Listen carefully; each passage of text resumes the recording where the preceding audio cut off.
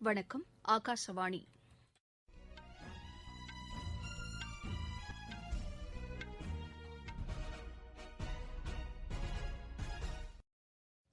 செய்திகள் வாசிப்பவர் வடிவழகி கபிலன். தலைப்புச் செய்திகள்: பீகாரில் தேசிய ஜனநாயக கூட்டணி அறுதி பெரும்பான்மையுடன் மீண்டும் ஆட்சி அமைக்க உள்ளது.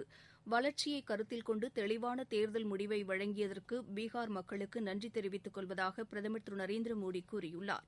நாடு முழுவதும் கோவிட் நோய் தொற்றுக்கு சிகிச்சை பெறுவோரின் எண்ணிக்கை கடந்த 106 நாட்களில் முதல் முறையாக 5 லட்சத்திற்கும் கீழ் குறைந்துள்ளதாக மத்திய அரசு தெரிவித்துள்ளது. தமிழகத்தில் மழைநீரை சேமிக்க அரசு பல்வேறு முனைப்பான திட்டங்களை செயல்படுத்தி வருவதாக முதலமைச்சர் திரு எடப்பாடி பழனிசாமி தெரிவித்துள்ளார். IPL கிரிக்கெட் போட்டியில் மும்பை அணி 5வது முறையாக சாம்பியன் பட்டத்தை கைப்பற்றியது. இனி விரிவான செய்திகள். பீகாரில் தேசிய ஜனநாயக கூட்டணி அறுதி பெரும்பான்மையுடன் மீண்டும் ஆட்சி அமைக்கிறது. அம்மாநிலத்தில் மொத்தமுள்ள 243 தொகுதிகளில் பிஜேபி ஐக்கிய ஜனதாதள் கூட்டணி 125 இடங்களில் வெற்றி பெற்றுள்ளது. ஆட்சி அமைக்க 122 தொகுதிகள் தேவை என்ற நிலையில் அந்த கூட்டணி கூடுதலாக 3 இடங்களில் வெற்றி பெற்றுள்ளது. தேசிய ஜனநாயக கூட்டணியில் பிஜேபி 74 இடங்களிலும், ஐக்கிய ஜனதாதள் 43 இடங்களிலும், இந்துஸ்தானி அவாமி மோர்ச்சா மற்றும் விகாஸ்ஷீல் இன்சான் கட்சி தலா 4 இடங்களிலும் வெற்றி பெற்றுள்ளன. ராஷ்டிரிய ஜனதாதள் தலைமையிலான மகா கூட்டணி 110 இடங்களில் வெற்றி பெற்றுள்ளது. அந்த கூட்டணியில் ராஷ்டிரிய ஜனதாதள் 75 இடங்களிலும், காங்கிரஸ் 19 இடங்களிலும், இந்திய கம்யூனிஸ்ட் கட்சி, மார்க்சிஸ்ட் லெனிஸ்ட் 12 இடங்களிலும், இந்திய கம்யூனிஸ்ட், மார்க்சிஸ்ட் கம்யூனிஸ்ட் ஆகிய கட்சிகள் தலா 2 இடங்களிலும் வெற்றி பெற்றுள்ளன. இந்த தேர்தலில் தேசிய ஜனநாயக கூட்டணியில் இருந்து பிரிந்து சென்று தனித்து போட்டியிட்ட திரு சிராக் பாஸ்வான் தலைமையிலான லோக் ஜன்சக்தி கட்சி ஒரு இடத்தில் மட்டும் வெற்றி பெற்றுள்ளது.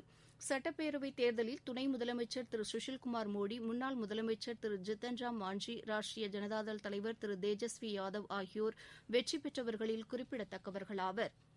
பீகார் மாநில சட்டப்பேரவைத் தேர்தலில் தேசிய ஜனநாயக கூட்டணி வெற்றி பெற வாக்களித்த மக்களுக்கு பிரதமர் திரு நரேந்திர மோடி நன்றி தெரிவித்துள்ளார். தேர்தல் முடிவுகள் குறித்து கருத்து தெரிவித்துள்ள அவர், பீகாரில் ஜனநாயகம் மீண்டும் வெற்றி பெற்றுள்ளதாக கூறியுள்ளார். பீகாரின் வளர்ச்சியை கருத்தில் கொண்டு மக்கள் தெளிவான தேர்தல் முடிவை வழங்கியிருப்பதாகவும் அவர் குறிப்பிட்டுள்ளார். கடந்த 15 ஆண்டுகளாக தேசிய ஜனநாயக கூட்டணி மக்களின் ஆதரவோடு அம்மாநிலத்தில் சிறந்த நிர்வாகத்தை வழங்கியதாகவும், அம்மக்களின் விருப்பங்களையும் எதிர்பார்ப்புகளையும் நிறைவேற்றியதாகவும் அவர் தெரிவித்துள்ளார். சுயசார்பு இந்தியா இயக்கத்துக்கு பீகார் முக்கிய பங்காற்றும் என்றும், தேசிய ஜனநாயக கூட்டணி மீண்டும் ஆட்சி அமைக்க உள்ளதன் மூலம் அம்மாநில இளைஞர்களுக்கு அதிக அளவு வேலைவாய்ப்புகள் ஏற்படுத்தப்படும் என்றும் பிரதமர் கூறியுள்ளார். இளைஞர்கள் மற்றும் மகளிர் நலனுக்கான திட்டங்கள் கடந்த சில ஆண்டுகளில் அதிக அளவில் செயல்படுத்தப்பட்டதாகவும், இது தொடரும் என்றும் பிரதமர் உறுதியளித்துள்ளார். பல்வேறு மாநிலங்களில் நடைபெற்ற இடைத்தேர்தல்களில் பிஜேபி அதிக இடங்களில் வெற்றி பெற வாக்களித்த மக்களுக்கும் தாம் நன்றி தெரிவித்துக் கொள்வதாகவும் திரு நரேந்திர மோடி கூறியுள்ளார். பீகாரில் தேசிய ஜனநாயக கூட்டணி வெற்றி பெற்றுள்ளதற்கு மத்திய அமைச்சர்கள் பலரும் மகிழ்ச்சி தெரிவித்துள்ளனர்.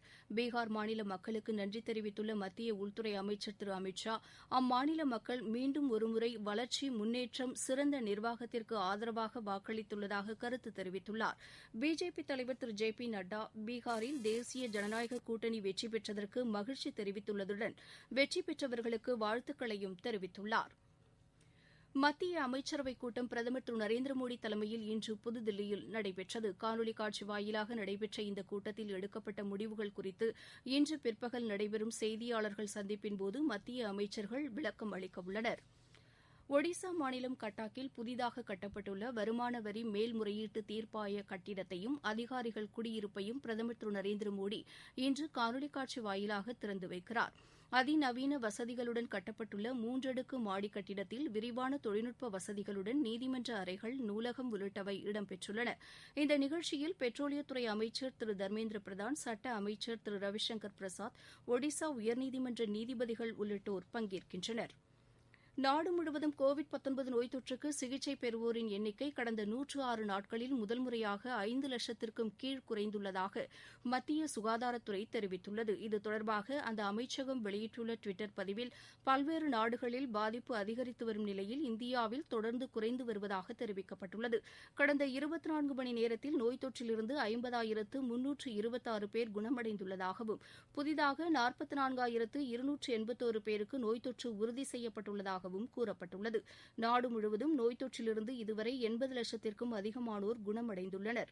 இதனிடையே நோய் தொற்று தொடர்பாக நேற்று மட்டும் 11,53,294 மாதிரிகள் பரிசோதிக்கப்பட்டுள்ளதாக இந்திய மருத்துவ ஆராய்ச்சிக் குழுமம் தெரிவித்துள்ளது.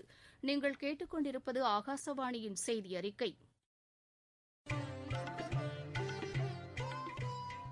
கோவிட்-19ற்கு எதிரான போரில் நமக்கான 3 கவசங்கள். முகக்கவசம் அணிவோம், தனிநபர் இடைவெளியை கடைபிடிப்போம், கை மற்றும் முக சுத்தம் பராமரிப்போம். தூத்துக்குடி மாவட்டத்தில் மேற்கொள்ளப்பட்டு வரும் கோவிட்-19 நோய் தொற்று தடுப்பு மற்றும் வளர்ச்சித் திட்டப் பணிகள் குறித்து முதலமைச்சர் திரு எடப்பாடி பழனிசாமி தற்போது ஆய்வு மேற்கொண்டு வருகிறார். அப்போது உரையாற்றிய அவர் மழைநீரை சேமிக்க மாநில அரசு பல்வேறு முனைப்பான திட்டங்களை செயல்படுத்தி வருவதாக கூறினார். குடிமராமத்து பணியின் மூலம் நீர்நிலைகள் தூர்வாரப்படுவதுடன் புதிதாக தடுப்பணைகள் கட்டும் பணிகளும் தீவிரமாக மேற்கொள்ளப்பட்டு வருவதாக அவர் தெரிவித்தார். ஏரிகள், குளங்கள் அனைத்தும் தூர்வாரம் என்பதற்காக குடிமராமத்து திட்டத்தை அறிவித்து அந்த திட்டத்தையும் அம்மாவுடைய அரசு சிறப்பான முறையில் செயல்படுத்தி வருகிறது. பல ஆண்டு காலமாக தூர்வாராத ஏரிகள் எல்லாம் தூர்வாரப்பட்டு இன்றைக்கு பருவ காலங்களில் பெய்கின்ற மழை நீரை முழுவதும் சேமித்து வைக்கக்கூடிய சூழ்நிலையை ஏற்படுத்தியிருக்கின்றோம். பருவ காலங்களில் பெய்கின்ற மழை நீரை தடுப்பணை கட்டி நிலத்தடி நீரை உயர்த்துவதற்காக பல்வேறு நடவடிக்கை எடுக்கப்பட்டு வருகிறது. அதற்காக 3 ஆண்டு கால திட்டமாக 1000 கோடி ரூபாய் ஒதுக்கி அந்த பணியும் இன்றைக்கு நம்முடைய தூத்துக்குடி மாவட்டத்திலே பல்வேறு இடத்திலே தடுப்பணை கட்டப்பட்டு வருகின்றன. முன்னதாக முடிவுற்ற பல்வேறு திட்டப்பணிகளை தொடங்கி வைத்த அவர் புதிய திட்டங்களுக்கும் அடிக்கல் நாட்டியதுடன் பல்வேறு நலத்திட்ட உதவிகளையும் வழங்கினார். தூத்துக்குடி அரசு மருத்துவக் கல்லூரி மருத்துவமனையில் புற்றுநோய் சிகிச்சை பிரிவுக்கு நேரியல் முடுக்கி கருவியை வழங்கிய முதலமைச்சர் கல்லூரி வளாகத்தில் கட்டப்பட்டுள்ள மத்திய ஆய்வக புதிய கட்டிடத்தையும் திறந்து வைத்தார். விவசாயிகள், சிறு குறு தொழில் நிறுவனங்கள் மற்றும் மகளிர் சுய உதவிக்குழு பிரதிநிதிகளுடனும் முதலமைச்சர் கலந்துரையாட உள்ளார். கோவிட்-19 மற்றும் ஊரடங்கு காரணமாக மூடப்பட்டுள்ள சென்னை மெரினா கடற்கரையில் இம்மாத இறுதி வரை பொதுமக்களை அனுமதிக்க வாய்ப்பில்லை என்று தமிழக அரசு சென்னை உயர்நீதிமன்றத்தில் தெரிவித்துள்ளது. இது தொடர்பான வழக்கு இன்று மீண்டும் நீதிபதிகள் திரு வினித் கோத்தாரி, திரு ரமேஷ் ஆகியோர் அடங்கிய அமர்வு முன்பு விசாரணைக்கு வந்தபோது மாநில அரசின் கூடுதல் தலைமை வழக்கறிஞர் இதனை தெரிவித்தார். ஊரடங்கு தளர்த்தப்பட்டு திரையரங்குகள், வணிக வளாகங்கள் உள்ளிட்டவை திறக்கப்பட்டுள்ள நிலையில் மெரினா கடற்கரையில் பொதுமக்களை அனுமதிப்பதற்கு ஏன் தாமதம் என நீதிபதிகள் கேள்வி எழுப்பினர். இது தொடர்பாக அரசு விரைந்து முடிவெடுக்க வேண்டுமென்று அறிவுறுத்திய நீதிபதிகள் வழக்கு விசாரணையை வரும் 18ஆம் தேதிக்கு ஒத்திவைத்தனர். இதனிடையே கோவிட்-19 மற்றும் ஊரடங்கு காரணமாக மூடப்பட்டிருந்த வண்டலூர் உயிரியல் பூங்கா, கிண்டி சிறுவர் பூங்கா உள்ளிட்டவை இன்று மீண்டும் திறக்கப்பட்டன. தில்லியில் காற்று மாசு இன்று மேலும் அதிகரித்து காணப்பட்டதாக மத்திய மாசு கட்டுப்பாட்டு வாரியம் தெரிவித்துள்ளது. ஆனந்த் விஹார் பகுதியில் காற்றின் தர குறியீட்டு எண் 402ஆகவும், நஜாப்கர் பகுதியில் 414ஆகவும் பதிவானதாக அந்த வாரியம் கூறியுள்ளது. இந்திரா காந்தி சர்வதேச விமான நிலைய பகுதியிலும் காற்று மாசு மிக அதிக அளவில் இருந்ததாக தெரிவித்துள்ள மாசு கட்டுப்பாட்டு வாரியம் இந்த நிலை மேலும் சில நாட்களுக்கு தொடரக்கூடும் என்று கூறியுள்ளது.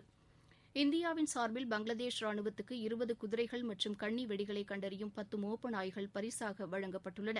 பெனாபோல் பெட்ரோபோல் என்ற இடத்தில் ஒருங்கிணைந்த சோதனைச் சாவடியில் நடைபெற்ற நிகழ்ச்சியில் இந்திய ராணுவ உயர் அதிகாரிகள் பங்களாதேஷ் ராணுவ அதிகாரிகளிடம் இவற்றை ஒப்படைத்தனர்.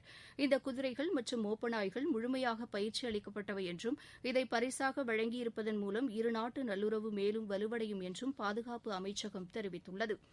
காஷ்மீரின் எல்லைக் கட்டுப்பாட்டு கோட்டுப் பகுதியில் பாகிஸ்தான் ராணுவம் இன்று மீண்டும் அத்துமீறி தாக்குதல் நடத்தியது.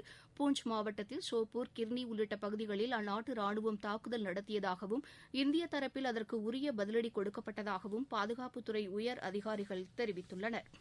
ஆர்மேனியாவுக்கும் அஜர்பைஜானுக்கும் இடையே ரஷ்யா நாட்டு முன்னிலையில் சண்டை நிறுத்த ஒப்பந்தம் கையெழுத்தாகியுள்ளது.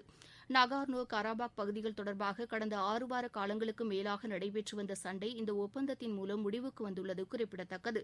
சர்ச்சைக்குரிய பகுதிகளிலிருந்து படைகளை விலக்கிக் கொள்ள ஆர்மேனியா ஒப்புக் கொண்டுள்ளது. ஐபிஎல் கிரிக்கெட் போட்டியில் மும்பை அணி 5வது முறையாக சாம்பியன் பட்டத்தை கைப்பற்றியது. துபாயில் நேற்று நடைபெற்ற இறுதி ஆட்டத்தில் தில்லி அணியை 5 விக்கெட் வித்தியாசத்தில் வென்று மும்பை அணி கோப்பையை கைப்பற்றியது. முதலில் ஆடிய தில்லி அணி 20 ஓவரில் 7 விக்கெட் இழப்பிற்கு 156 ரன் எடுத்தது. 157 ரன் எடுத்தால் வெற்றி என்ற இலக்குடன் களமிறங்கிய மும்பை அணி 18.4 ஓவரில் 5 விக்கெட்டுகளை மட்டுமே இழந்து வெற்றி இலக்கை எட்டியது. சாம்பியன் பட்டத்தை வென்ற மும்பை அணிக்கு 20 கோடி ரூபாயும், 2வது இடத்தை பிடித்த தில்லி அணிக்கு 12.5 கோடி ரூபாயும் பரிசுத் தொகையாக பரிசாக வழங்கப்பட்டது. மீண்டும் தலைப்புச் செய்திகள். பீகாரில் தேசிய ஜனநாயக கூட்டணி அறுதி பெரும்பான்மையுடன் மீண்டும் ஆட்சி அமைக்க உள்ளது. வளர்ச்சியை கருத்தில் கொண்டு தெளிவான தேர்தல் முடிவை வழங்கியதற்கு பீகார் மக்களுக்கு நன்றி தெரிவித்துக் கொள்வதாக பிரதமர் திரு நரேந்திர மோடி கூறியுள்ளார். நாடு முழுவதும் கோவிட்-19 நோய் தொற்றுக்கு சிகிச்சை பெறுவோரின் எண்ணிக்கை கடந்த 106 நாட்களில் முதன்முறையாக 5 லட்சத்திற்கும் கீழ் குறைந்துள்ளதாக மத்திய அரசு தெரிவித்துள்ளது. தமிழகத்தில் மழைநீரை சேமிக்க அரசு பல்வேறு முனைப்பான திட்டங்களை செயல்படுத்தி வருவதாக முதலமைச்சர் திரு எடப்பாடி பழனிசாமி தெரிவித்துள்ளார். IPL கிரிக்கெட் போட்டியில் மும்பை அணி 5வது முறையாக சாம்பியன் பட்டத்தை கைப்பற்றியது. இத்துடன் இந்த செய்தி அறிக்கை நிறைவு பெற்றது.